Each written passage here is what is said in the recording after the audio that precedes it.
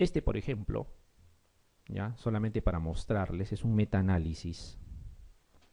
Ya van a ustedes en algún momento eh, recordar a cabalidad los niveles de evidencia, por ejemplo, pero podríamos ir adelantando para que tengan una idea. La evidencia médica tiene en general 4 niveles, ¿ya? 4 niveles, en general digo, ¿ya? El nivel 4, que es el de menos, digamos, asociación, o sea, el más pobre, podríamos decir, el que otorga menos fuerza de evidencia, nivel 4. El nivel 3 de evidencia es mucho mejor, mejor que el 4, pero todavía no es el máximo nivel. El nivel 2 ya es una cosa muy importante y el nivel 1 es irrefutable. ¿Ya? El nivel 1 es irrefutable, como que 2 más 2 es 4, eso nadie lo va a dudar. ¿Ya? Pero no es que esto salga al azar, esto se construye en el tiempo. Les pongo un ejemplo. Suponiendo que no existiese ningún tipo de evidencia acerca de la transmisión, digamos, del VIH, suponiendo que estamos hace muchos años. Entonces ahí importaría la opinión de los expertos. Ese es nivel de evidencia 4. Solo es opinión de los expertos. Por muy expertos que sean, es solamente su opinión. Ante la ausencia de evidencia, bueno, ni modo, pues no tenemos otra. No hay metaanálisis, no hay ensayos clínicos, no hay nada. Pero igual no es la mejor fuente de evidencia. ¿Ya? En el nivel de evidencia 3, que ya es algo mejor, están, por ejemplo, la serie de casos. O sea que, por ejemplo, yo describa un caso bien documentado, de aquí un tiempo otro más, y así voy juntando. En unos 10 años publico, digamos, 50 casos. Esa es mi serie de casos. Bueno, eso ya es mejor evidencia porque lo he descrito en el tiempo, lo he documentado y quizás sí hay alguna relación, hay similitudes. Le encuentro estadísticamente cosas similares, algunas diferencias y puedo plantear algo de evidencia. Pero no es lo mejor todavía. En el nivel de evidencia 2, que ya es de más nivel, ahí sí ya la cosa cambia. Ahí están los estudios de Cortes, por ejemplo. Ahí ya la cosa es diferente. Hablando de este mismo tema, yo tendría que haber circuncidado a un grupo de varones y a otro grupo no. Y seguirlos en el tiempo, 10 años. Ya es una mejor evidencia, ¿no es cierto? ¿Ya? Pero todavía no es lo máximo en evidencia. Eso es nivel de evidencia 2. El nivel de evidencia 1 ya es una situación irrefutable. Ahí están los ensayos clínicos aleatorizados y los metaanálisis junto con las revisiones sistemáticas.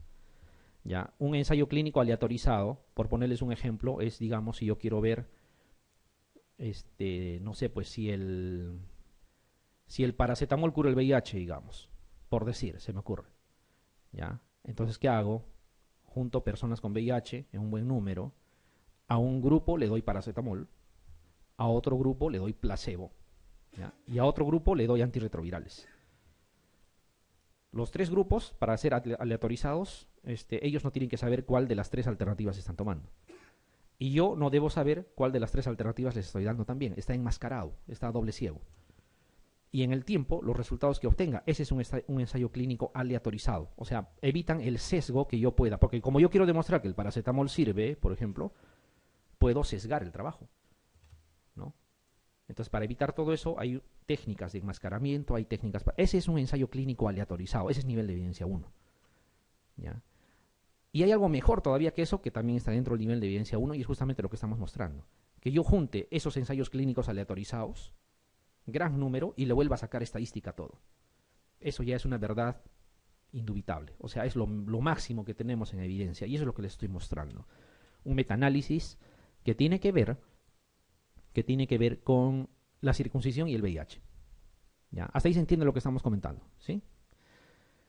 Cuando ustedes buscan riesgo, hay términos que nosotros ya tenemos bien parametrados. Por ejemplo, el odds ratio, ¿ya? El odds ratio tiene un punto bien claro. Cuando el odds ratio te resulta 1, no está ni a favor ni en contra. O sea, por ejemplo, si yo quiero medir si la circuncisión protege de la infección con VIH y el odds ratio me sale 1, significa que ni te protege ni te predispone. O sea, es indiferente, si es que es 1. Si es mayor a 1, pónganse 2, 3, 4, no te protege. Al contrario, te predispone. Por ejemplo, si el O-radio me sale 5, significará que los circuncidados tienen 5 veces más riesgo de adquirir VIH que aquellos que no lo son. Y cuando es menor a 1, sí es factor de protección. Ya, eso es lo que han intentado hacer aquí. Han encontrado han reevaluado todos los ensayos clínicos que hayan podido existir al respecto y han vuelto a procesarlo desde el punto de vista estadístico y han obtenido un metaanálisis, ¿no? Miren, cada línea es un ensayo clínico, ¿sí? Todo lo que están viendo aquí, ensayos clínicos. Entonces, fíjense que ¿dónde está el O-radio? El parámetro de 1 está acá. Noten ustedes que todos los ensayos clínicos votan menor a 1, no es mayor a 1. ¿Ya? Entonces, obviamente, el estudio final también como promedio dará menor a 1. O sea, la circuncisión sí protege de la infección por VIH. Metaanálisis. O sea, no es una opinión de experto. Fíjense que esto es una situación evidente. Otra cosa sería, en mi experiencia, yo he visto y punto. Eso no es nivel de evidencia 1, podría ser 4. Si es que yo me considero experto, porque si no también es como que alguien de la población general lo esté diciendo. ¿Ya? O sea, son cosas así. Entonces, hay evidencia de la circuncisión y el VIH como factor de protección. Ya aquí solamente les estamos... Este es otro, por ejemplo. Es una revisión sistemática. Solamente para que lo miren. La idea no es que estén memorizando qué tipo de artículos existen. Simplemente la idea que quiero que les quede es que la circuncisión sí te protege. ¿Ya? Y un poco para que no quede en el aire ni les cree dudas es que les estoy mostrando esto de aquí. Por ejemplo... ya se han ido un poquito más allá. Han hecho un análisis costo-efectividad, costo-beneficio de circuncidar, ¿ya? Y luego seguir a los varones heterosexuales, ¿ya? Heterosexuales en esta zona del África subsahariana, ¿ya? Para ver qué tanto puede la circuncisión proteger la transmisión heterosexual de VIH. Entonces, se supone que son varones que solamente tienen actividad sexual con mujeres. Por eso son heterosexuales, ¿ya? Y obviamente los resultados son interesantes. O sea, costo, efectividad y potencialmente costo, seguridad, por ejemplo, sí es factible que la circuncisión pueda brindar esa protección. Aún así, no dicen este es el mecanismo y con esto se solucionó. No, es una alternativa más, ¿ya? ¿Y por qué creen que están haciendo costo, efectividad, costo,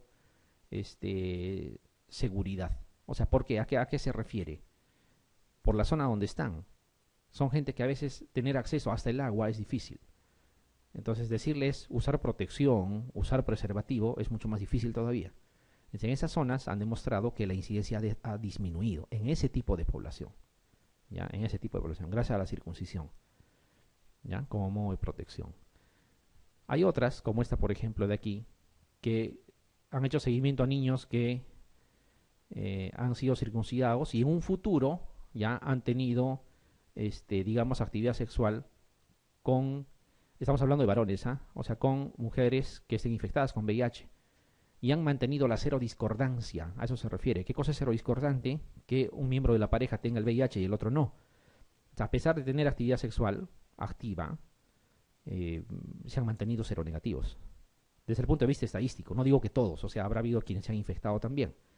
Entonces, sacando de forma global tendencias, promedios, obviamente también se ha demostrado de que sí es un método que podría servir. ¿Ya? Entonces, que quede claro, la circuncisión sí es un factor de protección. ¿Ya? Nadie ha comparado circuncisión con preservativo, circuncisión con abstinencia, circuncisión con profilaxis secundaria con antirretrovirales, no. Simplemente de forma aislada. ¿Ya? Todo lo que estamos comentando es porque, si bien es cierto, acá todavía no han preguntado, pero no vaya a ser que se les ocurra preguntar. ¿Ya? Esta pregunta, la que están viendo, que dice señale la correcta en relación con la circuncisión y la prevención de la transmisión de la infección por VIH, es una pregunta del MIR. ¿Ya? Y el MIR yo siempre lo he visto, y no por una situación de capricho, sino en el tiempo uno le hace seguimiento y es así. Tarde o temprano lo preguntan acá. Porque se necesita para hacer un banco de preguntas una fuente oficial. Lógicamente lo acomodan un poco a la realidad nuestra, pero más o menos es casi lo mismo. Por eso es que van a encontrar cuando ustedes revisen ambos bancos ciertos parecidos. Ya es básicamente por eso. Entonces no vaya a ser que pregunten. Ya, y fíjense, el tipo de pregunta es más o menos eso que están viendo ahí. Les repito, dice señalarle la correcta en relación con la circuncisión y prevención de la transmisión de la infección por VIH.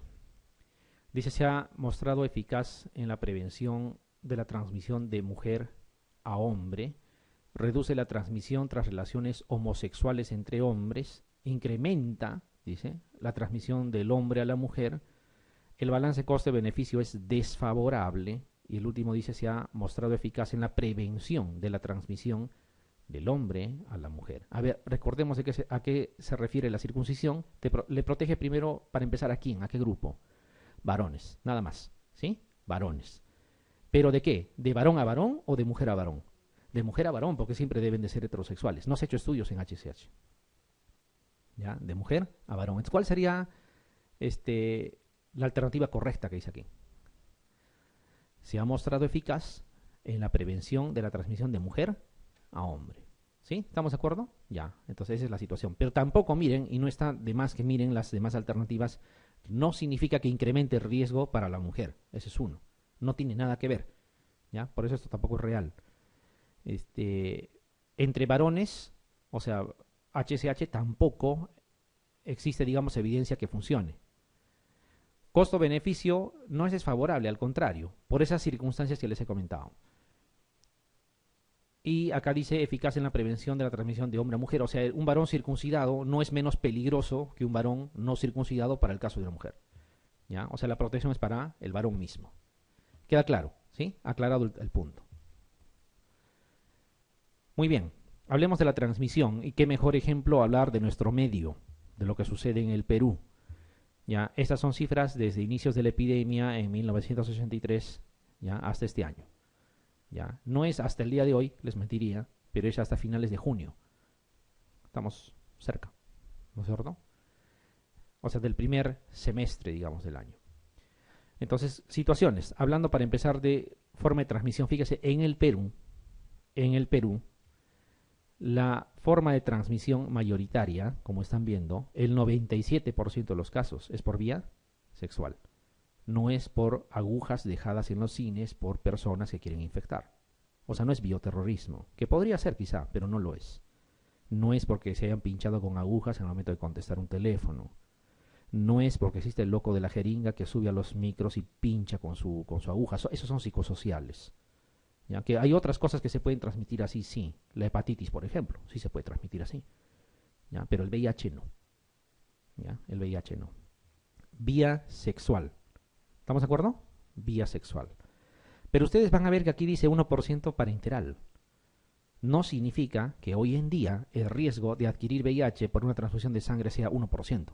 No lo traduzcan así. Recuerden que estos son datos acumulados de prevalencia, y en prevalencia se toma lo nuevo y lo antiguo y se junta.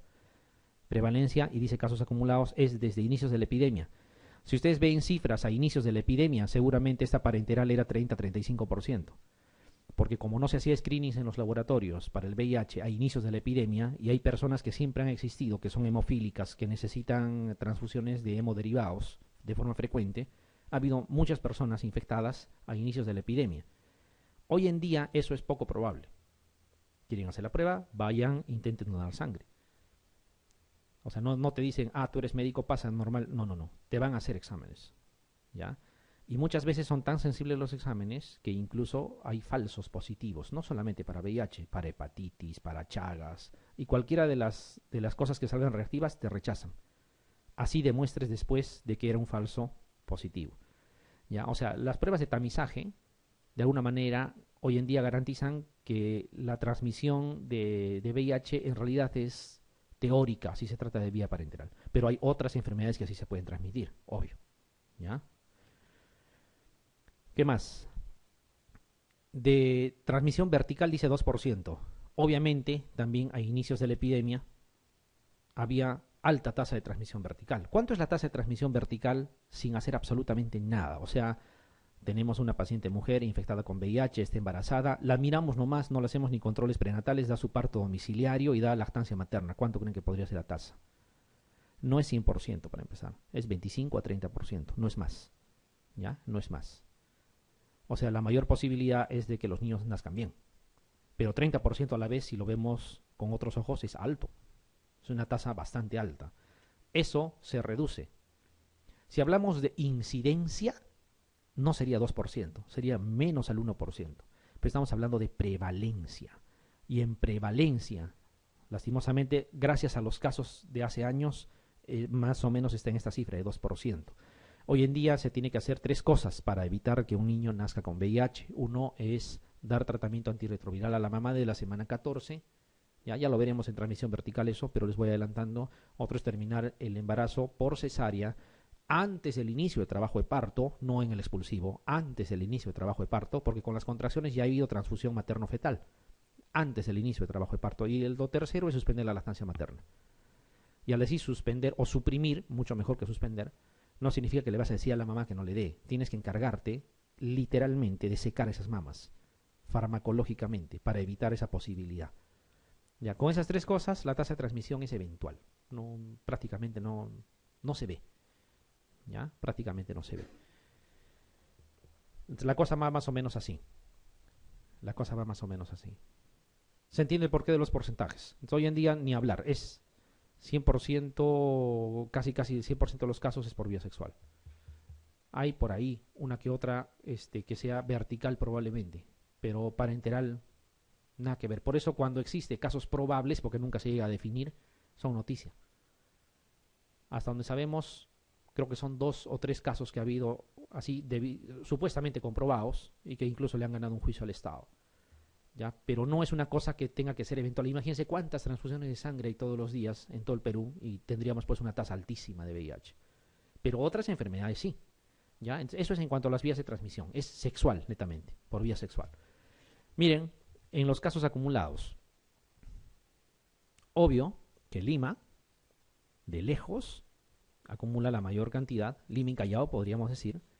Y después están ciudades también donde se ha descrito en cuantías importantes, Loreto, o sea, como departamento, Arequipa, Ica, de alguna manera inexo, Ica Lima, ¿no es cierto?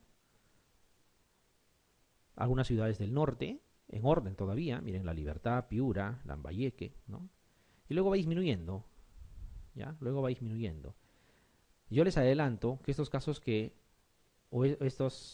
estas cifras que se muestran aquí quizás sean mayores. Lo que pasa es que ni se detecta, ni se reporta, ¿ya? Y la persona que por cuenta propia se entere que tiene el problema, no va a ir a notificarlo, se lo va a guardar.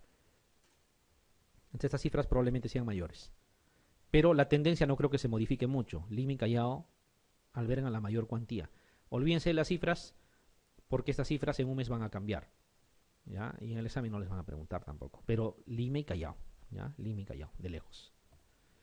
Esta es otra situación importante del comportamiento, ¿ya? En nuestro medio. Estos son datos oficiales del Ministerio de Salud mediante la Dirección General de Epidemiología y también están actualizados, digamos, para inicios de junio, 31 de mayo del 2013. ¿Ya? O sea, son datos actuales.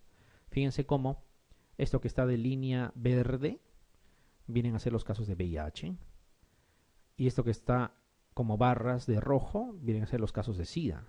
Creo que está claro la diferencia entre ambas cosas. VIH le llamamos así a las personas que se han infectado. Podremos hacer un paralelo. Infectados con tuberculosis, levanten la mano, no es necesario. Todos acá están infectados con tuberculosis, sin excepción, porque somos personal de salud. O sea, en otras palabras, quienes han respirado la tuberculosis y lo tienen como una tuberculosis primaria con su complejo de Gón y todo lo demás. Seguro que todos. Sería imposible que alguno diga yo no. Igualito a eso se refiere infectados con VIH. Personas que tengan el virus, pero no necesariamente desarrollan clínica. Ustedes saben que la clínica se presenta con el tiempo. Y SIDA, obviamente a las personas que están en estadio C, estadio SIDA, CD4 menos de 200 y que probablemente tengan infecciones oportunistas. Entonces, hasta más o menos mediados de la década de los 90 iban a la par, fíjense. Casos de VIH, o sea, una persona con VIH era porque ya estaba desarrollando SIDA. Me explico mejor, se diagnosticaba a las personas ya en el estadio SIDA, más o menos así, ¿ya? Y cuando se diagnosticaban también no había mucho que ofertarles. Pero más o menos a esos mediados de los años 90 ingresa con fuerza el tratamiento antirretroviral al Perú, primeramente en los hospitales de salud, y fíjense que ya hay un desprendimiento. Se siguen diagnosticando, no es que aumentaron, sino la tendencia siempre era aumentar, es obvio. En toda epidemia la tendencia es aumentar. Sigue la secuencia de los casos de VIH, o sea, se seguían diagnosticando personas con VIH, pero ya no todos llegaban a ser SIDA. Algunos se diagnosticaban a tiempo y obviamente iniciaban tratamiento y nunca en su vida han hecho estadio SIDA. Entonces, el estadio SIDA cada vez es menos frecuente y se nota la diferencia, ¿ya? Cuando, o sea, si yo les hablo de, no con la idea de hablar de la experiencia propia, sino de lo que, digamos, uno tangiblemente lo ha visto, cuando yo empecé la residencia hace algunos años, era frecuente en las emergencias ver neumonías por neumocistis, toxoplasmas, criptococo, era pan de cada día, todas las emergencias veías, pero hoy en día se ve menos, ¿ya? Se ve poco, es más. ¿Ya? ¿Es por qué? Porque sigue diagnosticándose VIH, pero como el acceso al tratamiento antirretroviral es universal, obviamente la gente ya no llega a ser estadio SIDA. Es como la tuberculosis, cuando no existía tratamiento, seguro todo el que se infectaba se moría. Y cuando aparece el tratamiento, obviamente se siguen muriendo algunos, pero ya no es en la misma cuantía. Más o menos la cosa va así, ¿ya? Más o menos, si se dan cuenta, ha ido disminuyendo. Además de eso, en el año 2004 y 2005 es donde ingresa el tratamiento antirretroviral también al Ministerio de Salud y obviamente esto tiene tendencia a disminuir en el tiempo. ¿Ya? O sea, no estamos en crecimiento, sino más bien como que estamos tratando de controlar la epidemia. Ese es el comportamiento a lo largo de los años, ¿ya? Por un lado. Esto también es importante que sepan, ya que estamos hablando de tendencias en nuestro medio. Dice distribución por edad y sexo. ¿Ya? Aquí están los grupos de edad, ¿no? Y esto es distribuido por sexo. ¿Dónde hay más? En varones. No es que en mujeres no haya, también hay. ¿Ya? También hay. Y fíjense, en edades tempranas es casi parecido las cifras, ¿sí? Casi parecido. Son tasas de prevalencia, me refiero.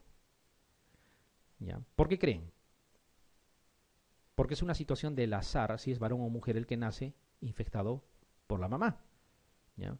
Pero más o menos a cierta edad, cuando ya comienza la actividad sexual, ya ahí sí juega un papel importante el comportamiento sexual. Por eso es que prevalece más en varones. Porque el grupo de mayor riesgo son los HCH, y los HCH son, fenotípicamente, son varones. ¿Ya? Por eso es que prevalece un poco más. Pero no es para decir que el sexo femenino esté libre de peligros. Es al contrario, es el grupo de mayor riesgo hoy en día. ¿Ya? Es el grupo de mayor riesgo. Tanto así que pueden ver en este gráfico, que también representa lo mismo a lo largo de toda la epidemia. Fíjense cómo, a lo largo de los años, la relación varón-mujer, que antes era alto, ha ido disminuyendo. ¿Ya? O sea, antes por cada 15 varones, digamos, había una mujer en algún inicio. Pero eso ha ido disminuyendo. Ahora se puede decir por cada 2 o 3 varones hay una mujer. ¿Ya? Y en algunos tipos de población incluso casi es 1 a 1. ¿Ya? Lo que sucede, y eso ya lo vamos a ver en la parte epidemiológica, ahora no, pero les adelanto, lo que pasa es que existe una población puente, así se llama. Una población puente está conformada por varones que tienen actividad sexual tanto con las poblaciones de riesgo, o sea, con HCH, con travestis, ¿no? Con trabajadoras sexuales, y también a la vez tienen actividad sexual con mujeres. ¿Ya? Y obviamente esa población puente hace de que las más desprotegidas sean ellas. Más o menos así va la cosa. Está claro más o menos el panorama del Perú, ¿ya? Muy bien. Y también esto es importante para el riesgo de transmisión.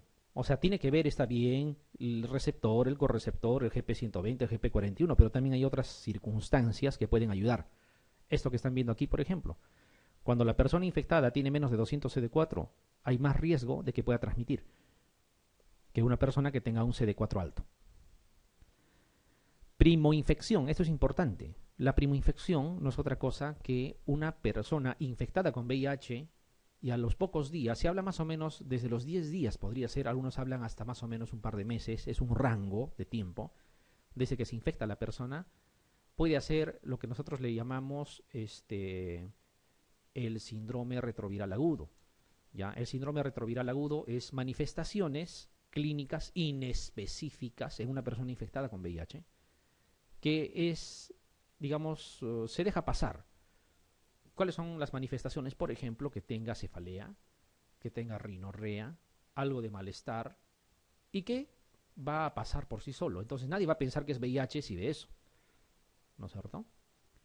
Y lo peor es que en la gran mayoría no se presenta con síntomas, pero se le llama primoinfección porque es el momento donde existe mayor cantidad de carga viral. Hay un rato en que después de haberse infectado, a los días o semanas, la carga viral del que se acaba de contagiar es alto. Y a mayor carga viral, más posibilidades de infectar. ¿Ya? Por eso se dice que el momento de la infección más contagioso, más virulento, es la primoinfección. Cuidado que se pregunta. Aquí está. Incluso está descrito de que la mayoría de las personas que se han infectado por vía sexual lo han hecho probablemente a través de una persona que estaba haciendo la fase de primoinfección. En palabras simples, una persona sin diagnóstico obviamente es más peligrosa que una persona que sí tenga diagnóstico y que esté tomando tratamiento antirretroviral y tenga la carga viral suprimida, tanto así que no haya ni siquiera contagio.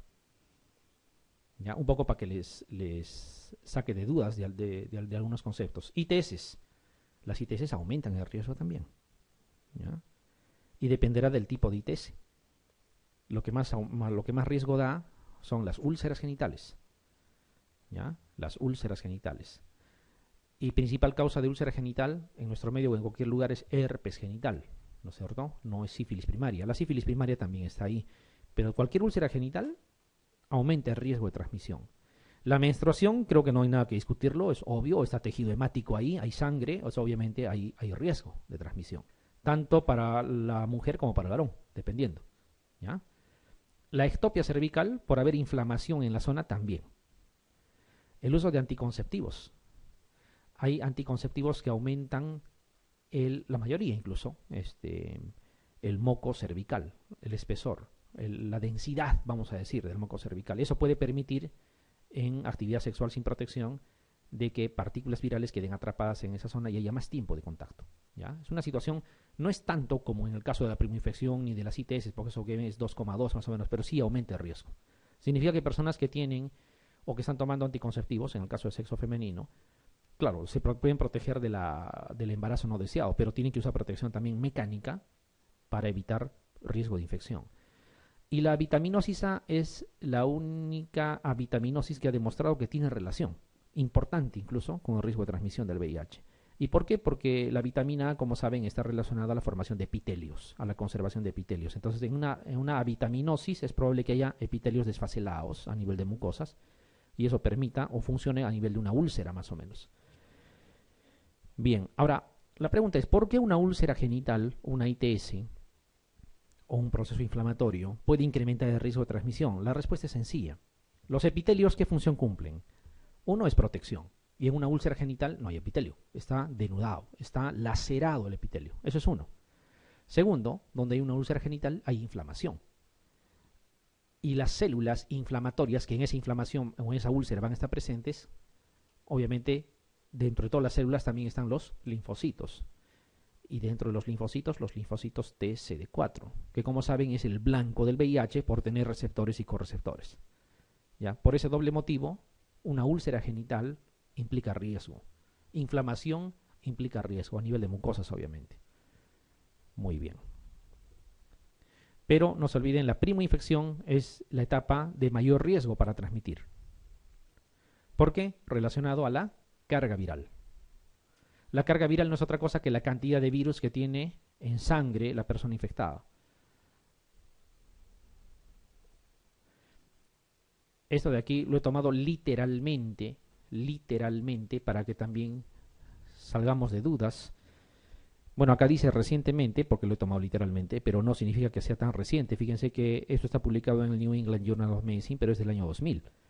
No es tan recientemente, hace más de 10 años. Década y media casi. ¿Ya? Pero dice, recientemente hemos podido saber que por debajo de cierto umbral de carga viral, dice menos de 1500 copias por mililitro, la transmisión prácticamente no se produce nunca, desde el punto de vista estadístico. ¿Ya? O sea, si una persona con infección por VIH tiene carga viral menos de 1500, la posibilidad de transmitir es casi nula. ¿Ya? Casi nula. ¿Y cómo van a conseguir carga viral baja? Con el tratamiento antirretroviral. ¿Ya? Entonces, sáquense esa idea de la cabeza, si es que la tienen, de que al dar tratamiento antirretroviral estamos haciendo un gasto. Siempre he escuchado eso.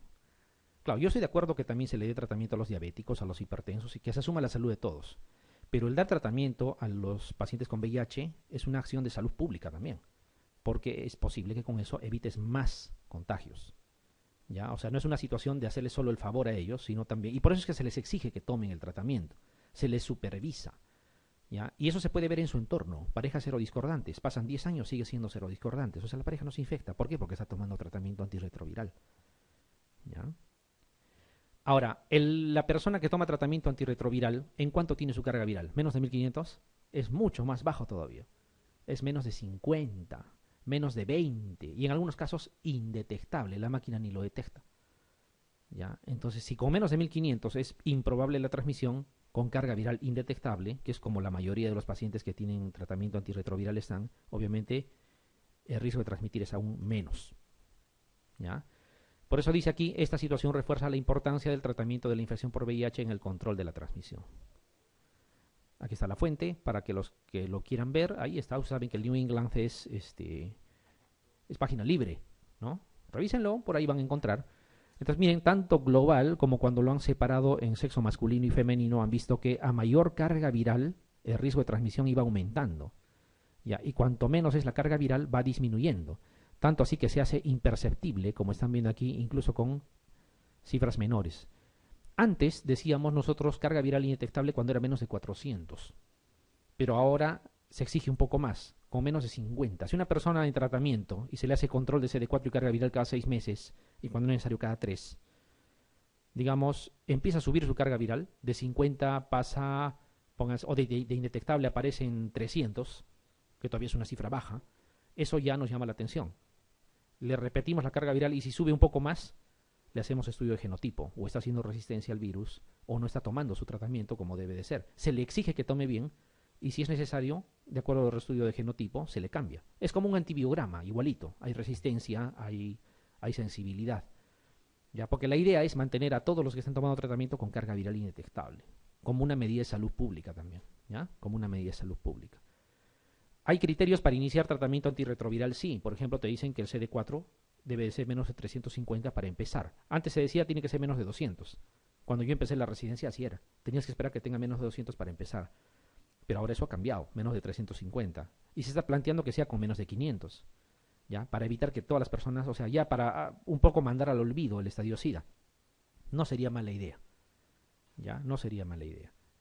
¿Ya? No sería mala idea. Entonces, más o menos la cosa es así. ¿Ya? La cosa es así. Son las cosas que se manejan y eso es lo que se tiene que hacer. Y a pesar de que hay esos criterios, también hay un criterio final que te dice a criterio del médico. Y hay una todavía, si el paciente lo desea. O sea, si el paciente lo desea, también puede tomar. Así tenga CD4 alto. ¿Ya? Les voy a poner un ejemplo. Gestante. Gestante infectada por VIH. Le hace su CD4 y está en 1200. ¿Esperarían a que baje de 350 para darle tratamiento? No tiene sentido. Tienes que darle por lo que es gestante. ¿Ya? Entonces, ahí no interesa el CD4. Es un ejemplo. Otro ejemplo, y eso lo vemos a cada rato. Trabajadora sexual. ¿Ya? Porque el término, esos otros términos no son correctos, ¿no es cierto? El nombre técnico es trabajadora sexual. Una trabajadora sexual que le hagas el diagnóstico de VIH y que en el anamnesis, y eso es lógico, te va a decir que tiene 30 clientes por noche diferentes y tiene infección por VIH, no hay ninguna ley que le prohíba. En el Perú es así. Ni tampoco puedes divulgar porque el que más bien se va a la cárcel es el médico. Entonces tienes que tomar una medida salomónica. ¿Cuál sería? Le inicio tratamiento antirretroviral para suprimirle por lo menos la carga viral y le hago controles seguidos. O sea, es una medida de salud pública. ¿Ya? Es una medida de salud pública. Ahí no interesa el CD4. Ahí lo que se pueda gastar, costo-beneficio, vale la pena porque estás protegiendo a más personas. ¿Ya? Porque la cadena es bien fea. Cuando ustedes hacen la anamnesis al paciente, la cadena es bien fea. La trabajadora sexual tiene clientes varones que son casados. llevan el virus a la esposa, se embaraza. La persona confiada no se hace los controles como debe ser y nace un niño con VIH, por ejemplo. O sea, todo eso se puede evitar tratando. O sea, tienes que pensar en amplio. ¿Ya? O sea, hoy en día el tratamiento antirretroviral es una necesidad. ¿Ya? Y en nuestro medio con mayor razón porque el tipo de epidemia que tenemos no es epidemia generalizada todavía, es una epidemia concentrada. Ese concepto lo vamos a ver en epidemiología. Hay 3 categorías según la OMS, la incipiente, epidemia concentrada y epidemia generalizada. En nuestro medio estamos con epidemia concentrada todavía. ¿Ya? O sea, es más fácil controlar. Cuando es incipiente es mucho más fácil. ¿Ya? Pero la epidemia generalizada, eso sí es un problema. Felizmente no es nuestra realidad aún. ¿Ya? Entonces queda claro, ¿no? A mayor carga viral, el principal factor de riesgo es la carga viral. ¿Eh? Carga viral alta o cualquier situación que relacione con carga viral alta, hay más posibilidades de transmitir. De la transmisión vertical, porque estamos hablando de transmisión, hemos dicho, puede darse intraútero durante el embarazo mismo, y por eso es que tienes que darle tratamiento antirretroviral a la mamá para que esto no suceda. Puede darse durante el trabajo de parto, en el mismo expulsivo, en el parto mismo, ¿ya? Por eso es que se debe de evitar el parto vaginal y no más bien hacerle una cesárea, ¿ya? Y este es otro, suprimir la lactancia materna. Si tú haces las 3 cosas, ese niño lo más probable es que nazca bien, que nazca libre de la infección. Acá nosotros tenemos un problema. ¿Por qué? Porque entra a tallar el concepto erróneo, a pesar de que hay una norma técnica en el Perú, ¿eh? El concepto erróneo de que no, yo le he dado chance vaginal a 2 pacientes y sus niños han salido sin ningún problema. Claro, es obvio, si la tasa de transmisión es 30%, pero estás jugando con fuego, estás jugando a la probabilidad. ¿Ya? Eso no significa que deba de hacerse eso. La norma es clara, es cesárea. ¿Ya? Cesárea. Una mujer con VIH no está prohibida de tener hijos, porque obviamente hay posibilidades de que el niño nazca bien. ¿Ya? Es más, una mujer con infección por VIH que tenga un hijo, tengan la seguridad de que va a cambiar su estilo de vida, de que va a vivir para su hijo, de que, o sea, su vida misma va a cambiar por el bien de ella y de repente del entorno que le rodea también. ¿Ya? Lastimosamente, hay veces que a pesar de que hay estas medidas, la gestante no se hace controles, parto domiciliario, le da lactancia materna, ¿ya? Y esos son los casos que pueden ser, digamos, los que nazcan con la infección. Habrá una clase de transmisión vertical que tiene que ver con VIH, con hepatitis, con TORCH, con otras cosas más. No es el momento, es simplemente un adelanto, ¿ya? Es un adelanto. Y aquí van viniendo algunas preguntas. El tipo de actividad sexual que implica mayor riesgo de transmisión para el VIH es entre los siguientes. De entre los que están acá, ¿cuál sería? Alternativa D. ¿Sí? ¿Estamos de acuerdo, no? Creo que no hay dudas. ¿Ya? Todas son de riesgo, obvio. ¿Ya? Todas son de riesgo. Sin embargo, este es más. La pregunta del millón. 2 personas infectadas con VIH, varón, mujer. Ambas ya tienen VIH. ¿Tienen que protegerse durante la actividad sexual o no? Si ambas tienen VIH. Hay una lógica equivocada que te dice, pero si ambos tienen, ¿para qué? ¿Ya? O incluso ellos mismos te lo plantean. ¿Por qué me tengo que proteger si mi pareja también tiene VIH? El gran problema es que existe variación entre VIH y VIH. O sea, hay varios tipos y subtipos. O sea, de forma general hay 2 grupos, 1 y 2. Pero cada 1 y 2 todavía se divide en variedades, ¿ya? En genotipos diferentes. Y cuando se juntan genotipos diferentes puede haber mutación. Y de hecho que lo hay. Y ese es el gran problema de la resistencia a los antirretrovirales ahora. A eso se le llama reinfección. Que una persona estando con VIH adquiera otro tipo de VIH y se reinfecte. ¿Ya? Ese es el concepto de reinfección. Diga, doctor.